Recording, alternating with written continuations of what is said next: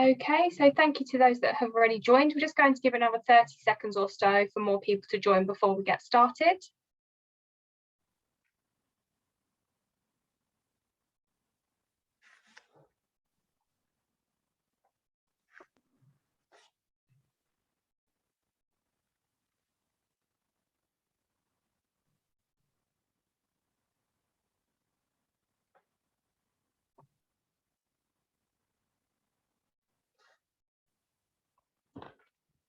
Okay, perfect. So I can see more people are still joining. So I'm now going to hand over to Emanuelle. Thank you. Thank you. Thank you very much, Lauren. And hello, everyone. It's a pleasure to be here and be able to share with you something I'm really passionate about. And I think it's something important because I believe it's going to shape our future in the coming years. So really pleased to be here. And that's obviously is quantum computing, as per the title of my short talk. My name is Emanuelle Colonnella. In my daily life, I am an innovation manager for a major insurance group based in Italy. And evenings and weekends, and when the kids allow, I am the co-founder of Quantum London. So just a few words about our association. It's a non-profit organization. It's born 2.5 years ago. As any good stories, it starts in a pub in front of a pint with a bunch of people were passionate about quantum computing, trying to understand what quantum computing is and how might have impacted the business world. So a bunch of people in a pub, many questions, more questions that answers at that point. But we all shared the same intellectual curiosity, and we were all professionals, mainly based out of London in the city, all trying to understand what could have been the business implications of quantum technologies, and in particular quantum computing to the business world. So what we soon realized that we had more questions than answers, and we needed to bring in some experts from the field to help us understand and explain, answer some of those questions. And that's why we started organizing in-person events first, where we brought in speakers, experts from the field, both from vendors who are active in the space, but also academia, some researchers. And we started doing in-person events where we were answering some of those questions. And then the COVID kicked in and we moved online, and we kept going with virtual webinars, and again with experts from the field, but also we started running informal roundtables. So bringing us back to the first days of the association, where we're sitting in the pub, we try to replicate in a visual environment. So we run virtual roundtables where everyone is welcome. There is no silly questions. It's very open. And we also run a coding community for those who wants to get their hands a bit dirty, practicing bit with the coding. So 2.5 years later, that's grown into a community which counts more than 4,000 people from all parts of the world. That's one of the benefits of being able to run these things remotely and being used to run these things remotely. So it's a global community for more than 4,000 people, and also people passionate about quantum computing.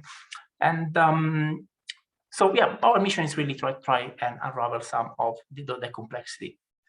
So today I would like to get you excited a bit about quantum computing, starting explaining a bit what it is. And I'm not I'm not a technical person. I'm not a quantum physicist, so I come from the business. So I will try to keep it simple, also because I have to keep it simple for myself first of all.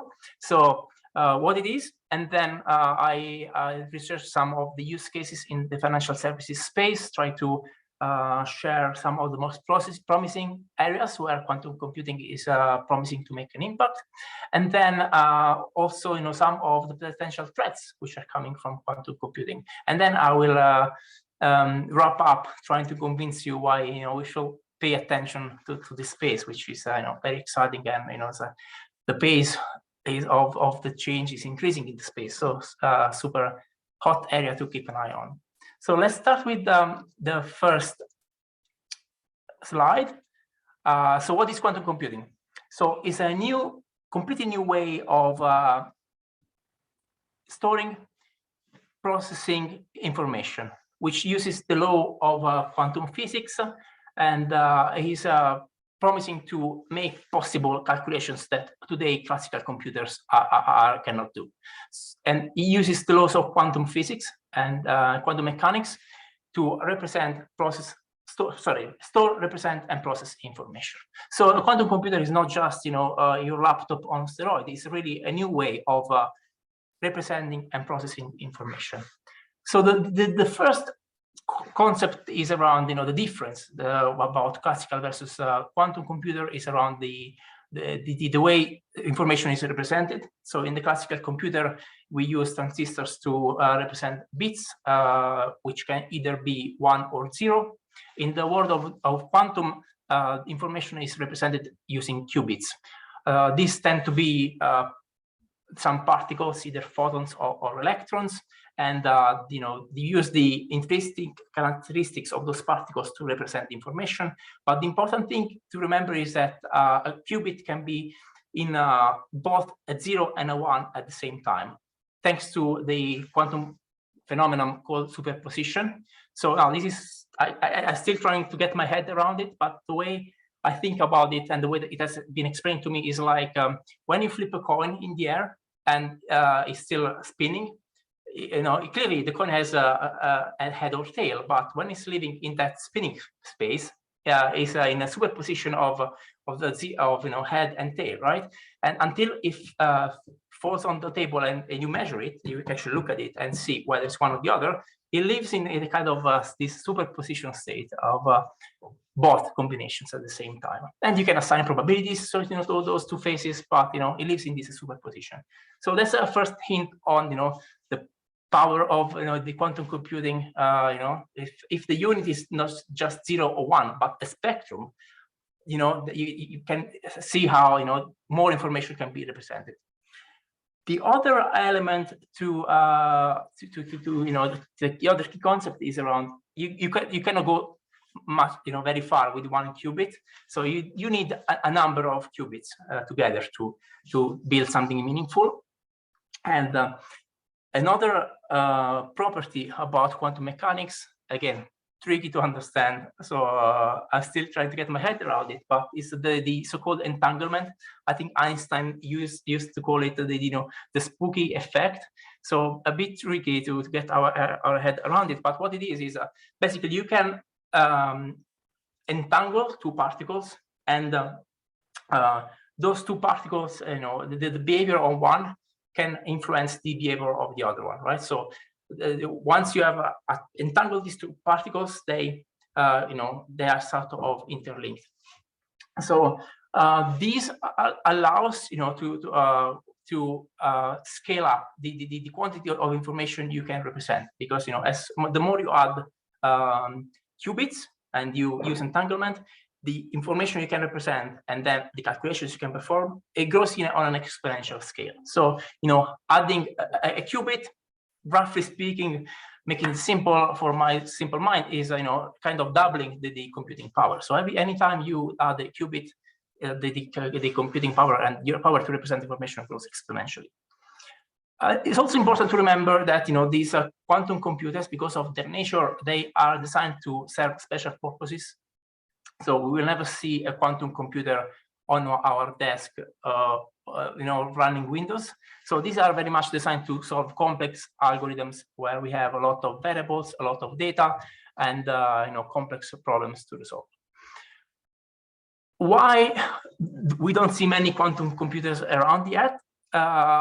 Because these particles, they are very fragile. The information decays very easily, and they are error prone as well. So what you see on the left hand side, that's Rigetti Computing. It's a UK-based company. They are with the help of the government, UK government, they're building a quantum computer, the first quantum computer in the UK.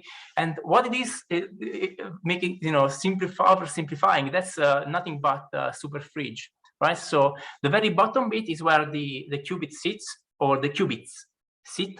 And the rest is all about bringing that smaller portion to a temperature which is next to 0, colder than the outer space, and that's the only one of the ways where you can maintain for long enough period of time the information so you can perform the calculations and then you can measure it, right? So they're very fragile, and error correction, and so maintaining the information and then making sure there are no errors in the calculations is a massive problem that all the companies that are building quantum computers that they have to face today.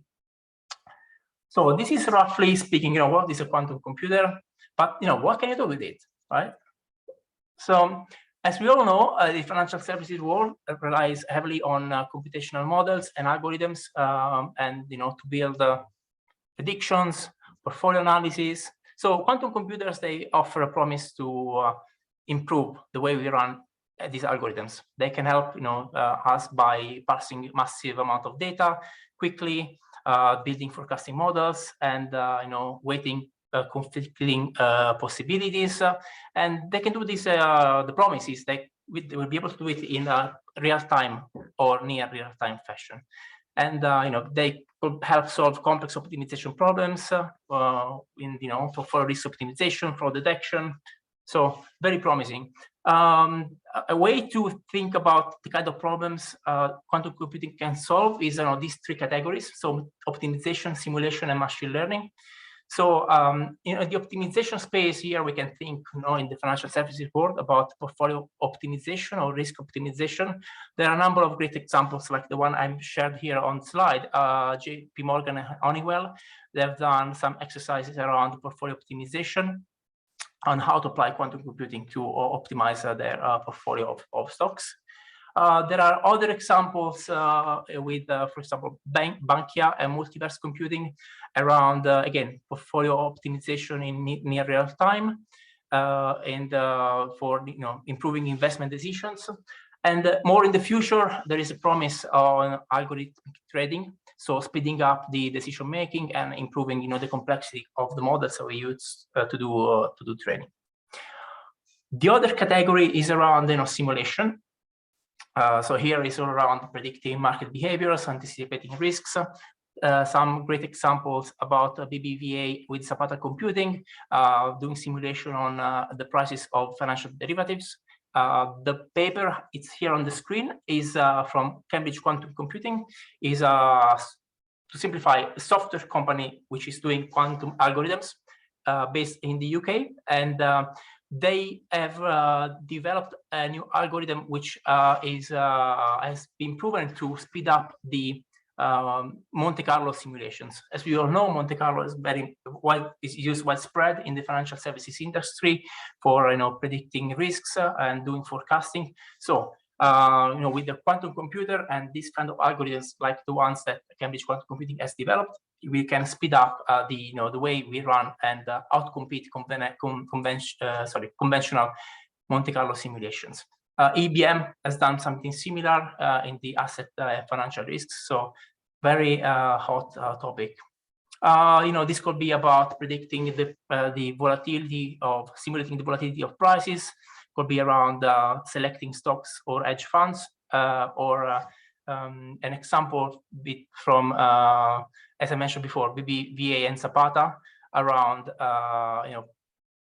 again, simulating the prices of derivatives. The final category, we might argue whether this is a subset of optimization or not, but let's keep it separate for the conversation today, is around the machine learning. So applying quantum computing to speed up the execution of AI algorithms.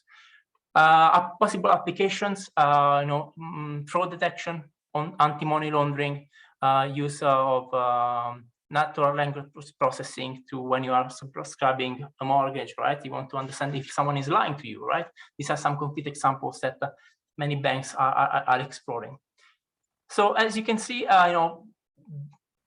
super promising. There are a lot of different areas where quantum computing is promising to make a huge difference. And it's all around where you have a massive number of variables, a huge number of possibilities. That's really when quantum computing can make a difference in optimization, simulation, and machine learning.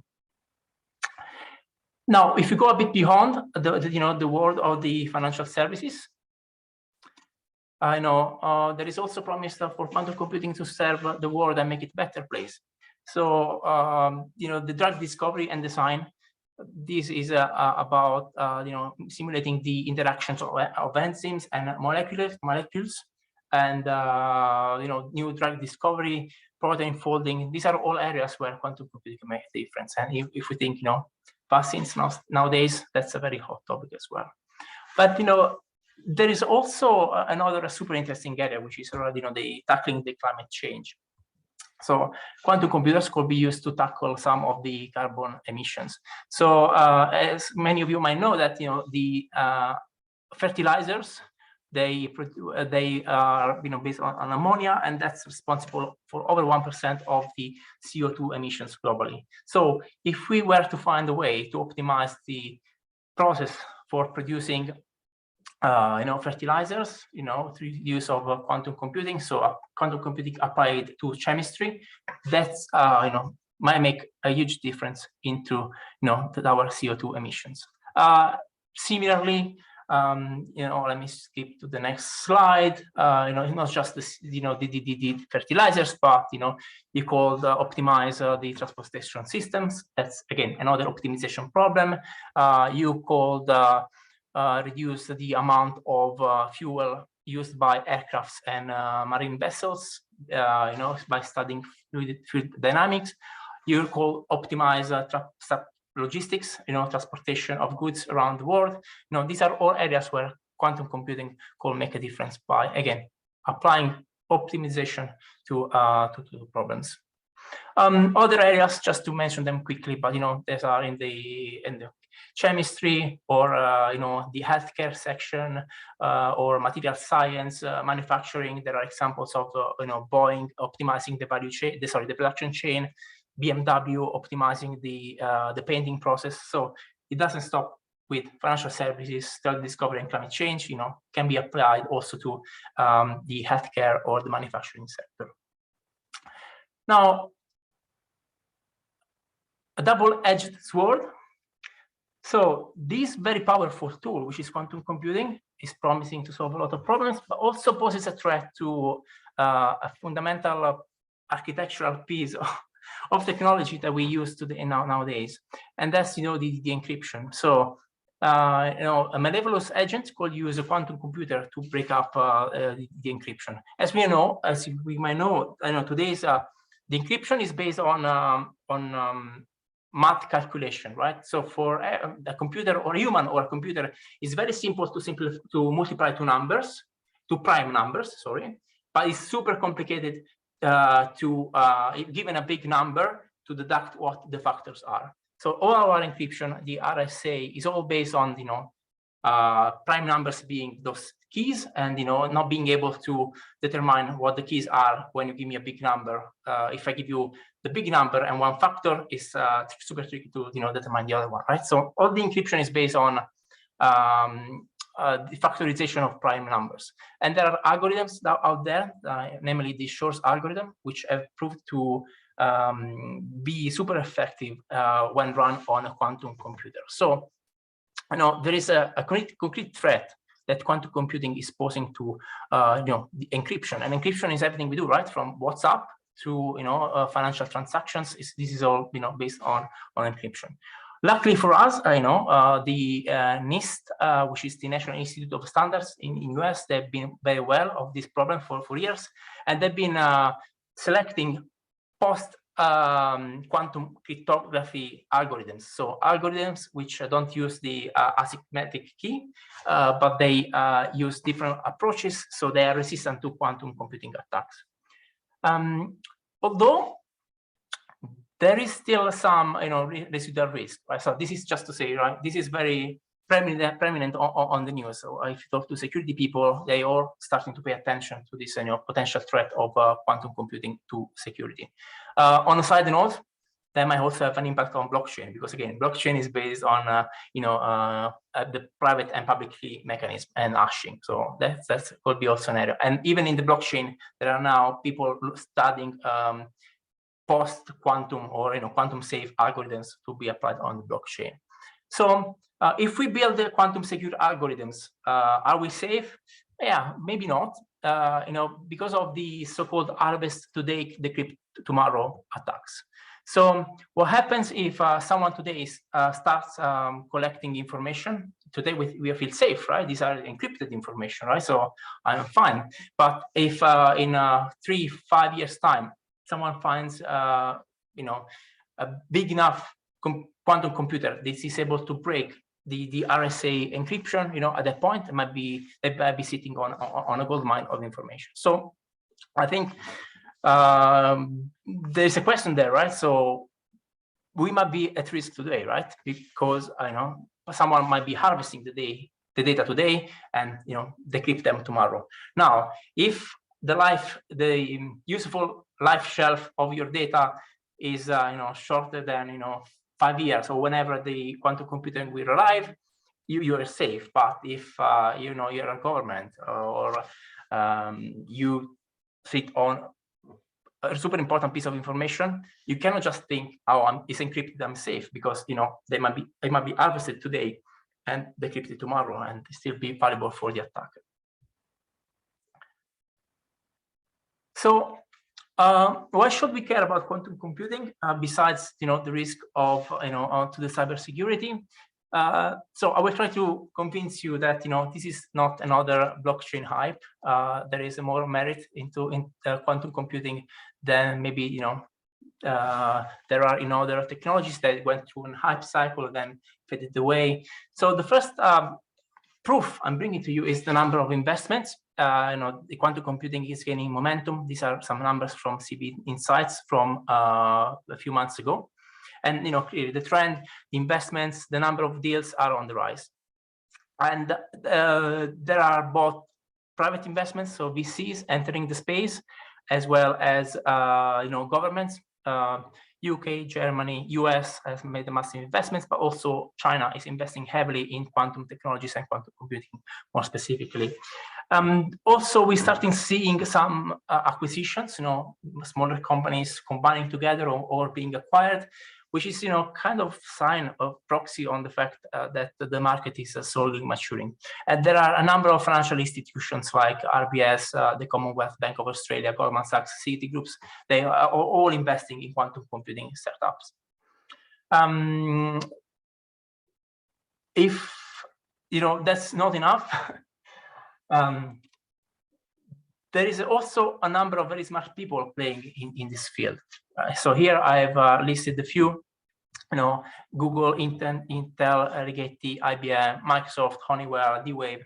They all have, they're building their own quantum computers using different approaches, but they are in the hardware space, building the technology and the qubits.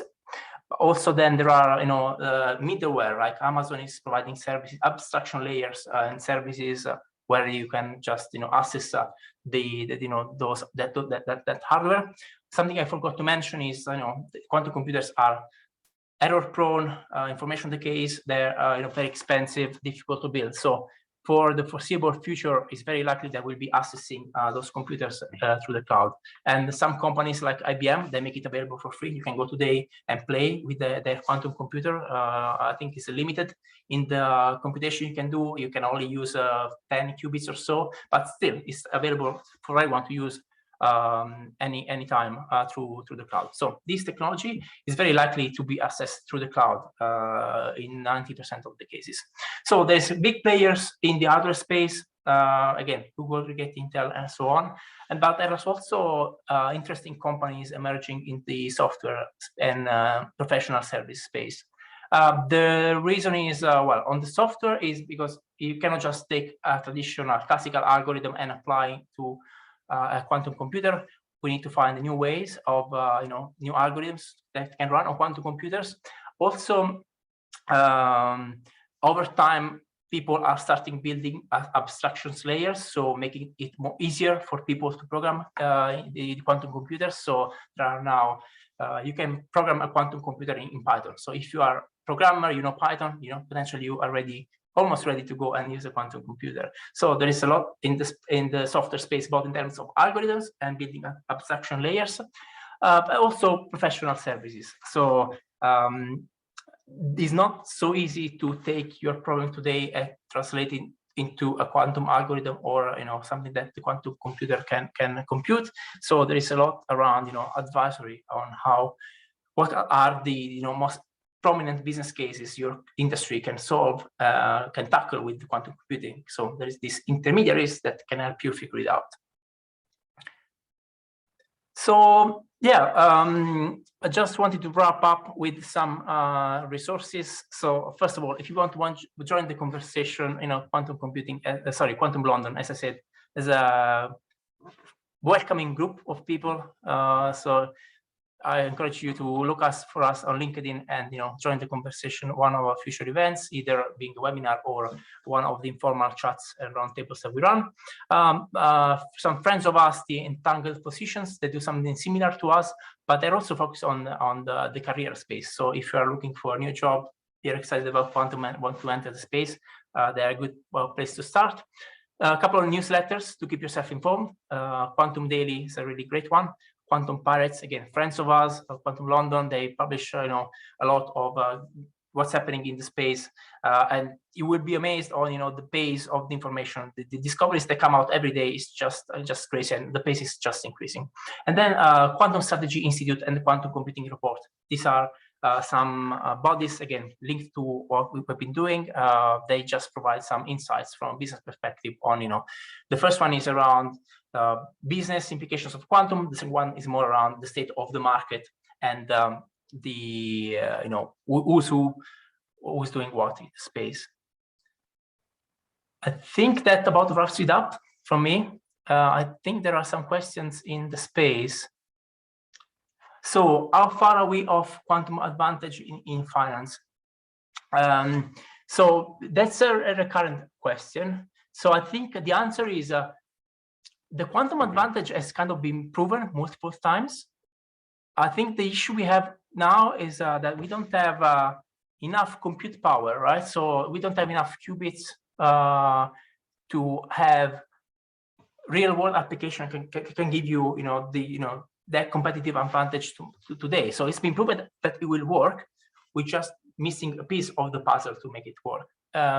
So there's debate around when is this coming? So it's here, first of all, but when will make a huge advantage? People are saying, 5 years. I think that's the most accurate. The one I believe is more accurate. It's also true that we tend to underestimate the pace of innovation, right? So it might be faster than that. But something I wanted to stress is competitive advantage. You get it if you are also moving fast in the space. So there is a merit in starting investigating these topics now, and being ready for when the big enough quantum computer will hit. And there are things you can do, right? First of all, knowing what it is about, who is playing in the space, and also there are quantum ready algorithms. So there's a lot of companies that are doing this transition work where they can give you algorithms that are quantum ready. So they are run on classical computers, but they can easily migrate into quantum computer and later on in the future. So that's a very interesting space. A lot of players are playing in, and I think that's a smart move to do, because it will be just one step ahead of the competition. How can quantum computing work with legacy architecture and established financial institutions? Yeah, that's interesting question. I think there are a couple of problems there. So again, you will not have a quantum computer in your basement if you're a bank. Well, maybe you will do, but my bet will be we will access through the cloud. So I think it will be kind of API integration, where you'll be sending encrypting data with the quantum secure algorithm, sending them out, and then process the information and get the results back in. So I think that my bet on how it will work will be external compute that you will connect to as and when you need it. Another important topic we hear a lot about in space is around the data quality, data preparation. That's probably a big challenge there, because clearly you need to have the data needs to be prepared. to be injected into quantum algorithms. So that's really a big challenge. Do you think there is a talent shortfall for quantum within banks and insurers? Yes, I think that's the case. I think we do need some business translators, people that can both understand the business and understand, the quantum computing. Maybe not so much the quantum physics, quantum mechanics, but being able to understand how the quantum computer can be used to solve some of those problems.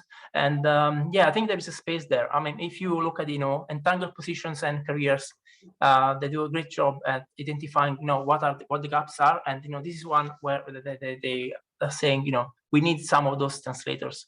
And then other big stuff you need is quantum machine architects that can understand quantum, and then the big players. The hardware will be kind of done by the big players. I think we need more people who can understand the business problems, the maths, and then the business translators. I hope that answered that question.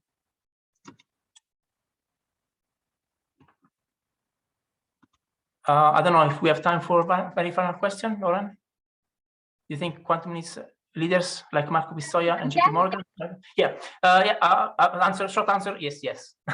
I think Marco Pistoia is doing a great job. There are other leaders out there doing a great job, but the fact they are leading the way in the space is fantastic, and it's a new way of thinking.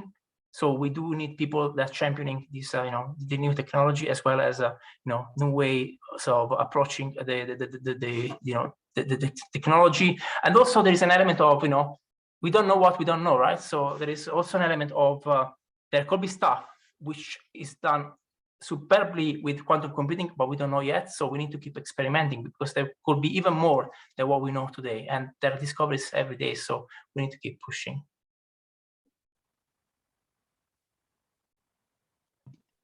Perfect. Yes, I think that's all we've got time for today. Okay.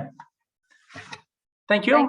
If you want to connect with me, feel free to on LinkedIn or through the Quantum London community. Thank you very much.